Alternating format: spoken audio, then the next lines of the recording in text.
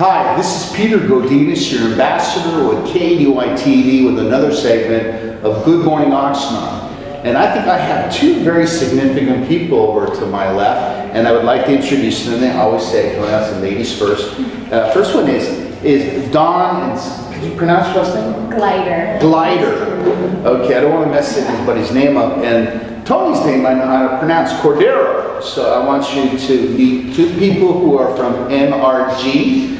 I want to say that at first I asked them what that stood for, and Tony goes, think about it, say the word a few times. Oh, energy, okay. Shows you that I'm not the smartest host here. But you know, what you do is just so significant, but you don't get a whole lot of time to actually address it.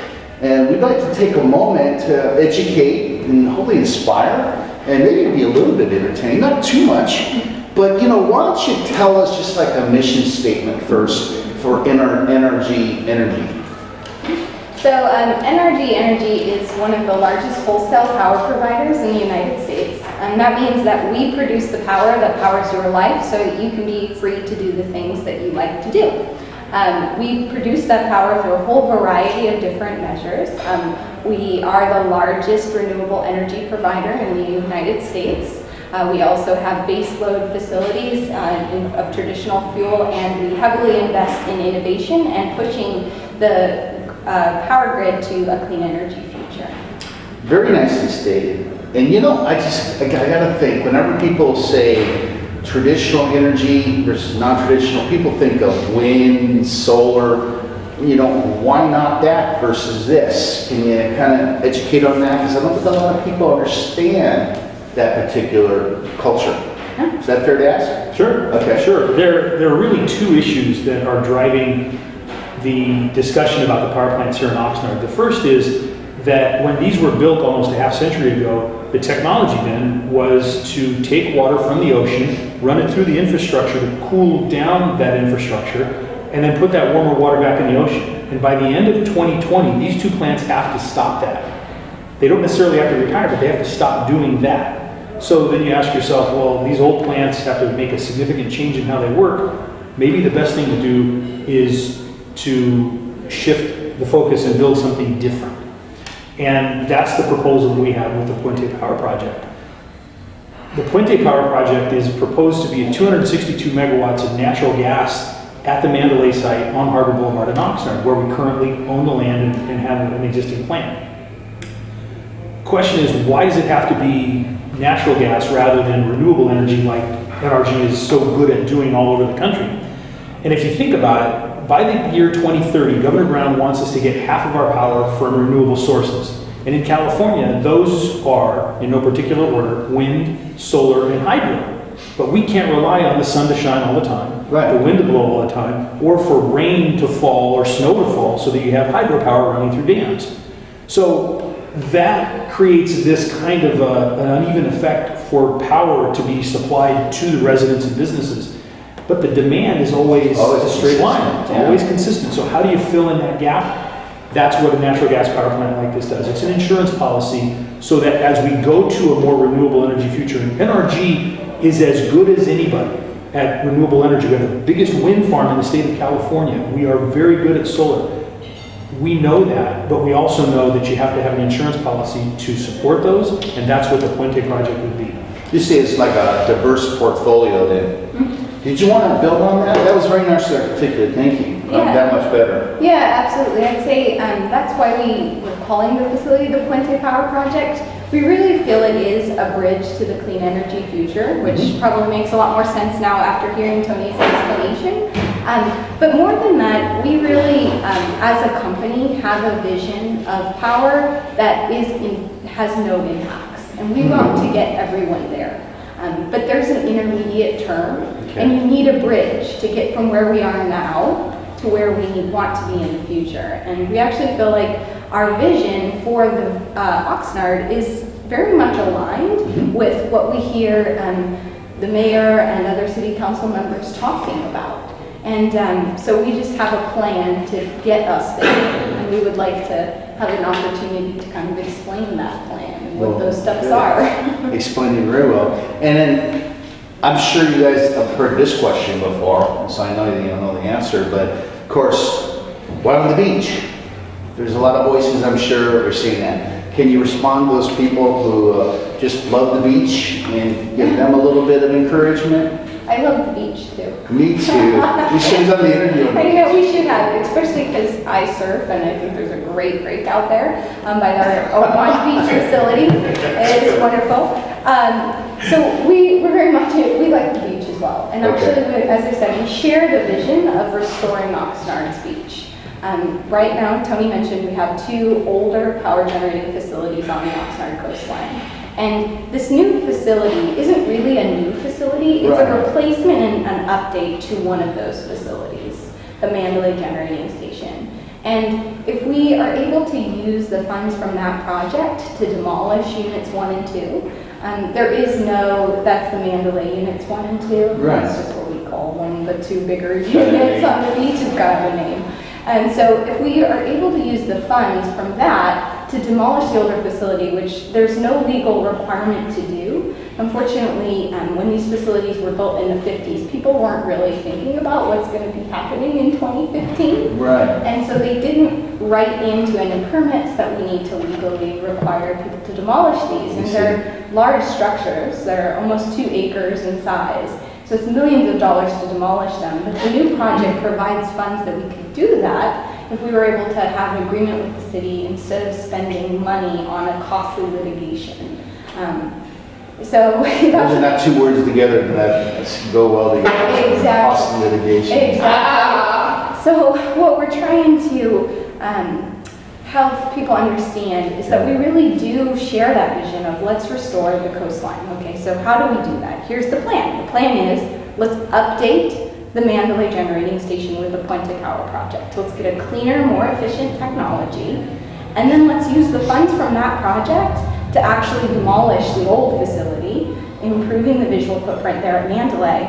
And if we can come to agreement early, we can also, as NRG, have a chance to say that we're going to retire the Ormond Beach Generating, the second facility that NRG owns, and demolish that facility. And that's where we want to start with the communities. Good start. Yeah, so what that would mean is you go from 2 giant aging facilities on the beach to an updated one with potentially permanently recorded legally binding aspects to say you can't have fossil fuel generation on your beach. That's the real step to the vision that we're talking about. That's what we do at NRG. That's our job. We want the power to be free, and we want Oxnard to have the power to be free from their industrialized coastline, but we need to take real actionable steps to get there, and it can't happen overnight. No, understood. You know, Hold on, sorry. one of the realities of this is that for decades, residents and organizations and leaders, frankly, have talked about the possibility of getting rid of the power plants, especially the Ormond Beach Generating Station. They've had plans, they've come up with ideas and visions and architectural renderings and had meetings and task forces, but no one has ever been able to commit in writing to seeing that Ormond Beach Generating Station would go away. And NRG can do that. NRG is willing to do that, and we're willing to put it in writing and commit the company to doing that. But we need help. We need the city to work with us on that. We need the community that wants to see the Ormond Beach Generating Station go away to engage us so that we can make it a reality for everybody instead of a dream. If you want to see tomorrow, we can get there if we work collaboratively. If we don't, if we continue to be at loggerheads on this, then the Ormond Beach Generating Station could be there for a very, very long time. No, that's good. Those are 2 answers. And I wish we had some clippage of you surfing. That one I think would have been a nice touch. But oh, we're right there. A close up. No, I thought he was a surfer, but it shows me. Okay, I need to change my thing. And I just had to say, it's like there hasn't been an interview that I've done or we've done as a team that had people who were for and against. I mean, if that were the case, people would go, well, everybody loves us, so we don't know you, so get out of my way. But what I always like to ask is, what would you like to say to the people who are not comfortable with it? Just the last few words in regards to, you've educated them, in regards to the process. But what would you say one theme would be that you'd want to get across to them, besides the great facts that you actually mentioned? I think that this interview, the 5 minutes we've been able to spend together, really only scratches the surface. This is a very complex issue. Understanding of why this power plant, why it's natural gas, why on the beach, why NRG, all of those things can be explained. What we would say to our opponents is, come talk to us. Let us come talk to you. Let us give you a tour of the site. Let us explain in detail about this in one conversation, two conversations, several conversations. Let us help you understand why we are where we are. And I think when we do that, people will come to the understanding that this does make sense.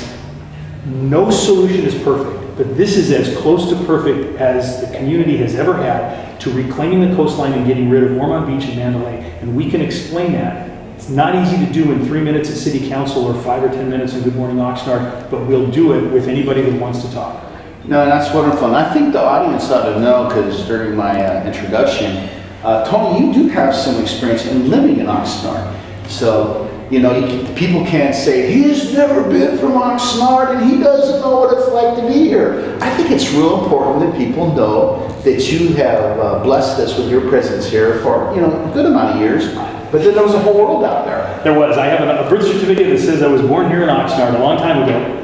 1961. I was born here in Oxnard, lived here for 3 years, and my dad was in the Air Force, stationed at Oxnard Air Force Base. And so we left here, and he had an assignment over in the Philippines, and so we left Oxnard to go there. But my family's originally from Santa Barbara, land-grant family from Santa Barbara, so I have roots here throughout the region. Tri-County. It's home. No, and I think that's important to know. And I do know that Dawn actually visited here and surfed a few times at Rincon, so I know she's from Colorado, but she has visits here on the beach. Right. On the beach. Right. Now, is there anything else possibly maybe as those I didn't ask? Because I just want to make sure this is an exciting topic and one that's real important. So I just want to, don't rush it, but I want to see if there's anything else you want to say here. I think I would say, in addition to Tony's request for people to participate and have a conversation, is for people to really educate themselves on the facts of how we can get to that vision. So we really do need legally binding documents that would allow us to do that, or that would obligate us to do that. And the way to do that is through a community benefits agreement with the city. And this would ensure that the citizens, the actual citizens of Oxnard, get to reap the benefits of this project instead of outside legal firms. Because I tell Tony this all the time, but we're committed now as a business. We have a contract. So the facility will get built by 2020, June 1st of 2020, because we are now legally obligated via our contract to Edison to do that. And I want to make sure that as we're building that facility, my money isn't going to a lawyer to defend myself. I want it to go to the citizens because that's what's right. There must be some attorneys object to that, but anyway, that's a whole different subject. Hopefully they're not going to see this. One funny thing, we talk about those who don't know much about the project or who are opposed to it, but we also want to acknowledge those who support the project. Okay. The Chamber of Commerce and the Land Use Committee of the Chamber of Commerce are in full support of this project. And the organized labor community is supportive of the project. We would have a project labor agreement with them so that it would be union jobs working at the plant to construct it and to demolish the old ones, things like that. And there are other folks in the community, residents and other smaller businesses who support this project. So just because you don't hear them at a city council meeting or standing on the street corner waving a sign doesn't mean that there isn't support for this project. There is still significant support here. And as I'm not surprised to hear that. And as George Miller, my mentor, said, that one thing he said, that you don't get a whole lot of time to talk about this. And I'm hoping that we covered a majority of it, not that we're going to do a 3-hour documentary on it, but I think we captured a good amount. And just in case I didn't mention, I say Dawn, just to say her title, she's the Director of Sustainable Development in the West Region. And Tony is the Director of External Affairs in the West Region. So quite a synergy, 1 + 1 equals 111 according to my math with my boss. But thank you so much for sharing that information. I think you were educating, inspiring, and entertaining. So thank you. Well done. us. Thanks for having us. We'll come back if you want. We'll definitely check with him, the guy behind the camera. But this is Peter Godinez, your ambassador with KUIT, with another interesting version of Good Morning Oxnard. Until next time.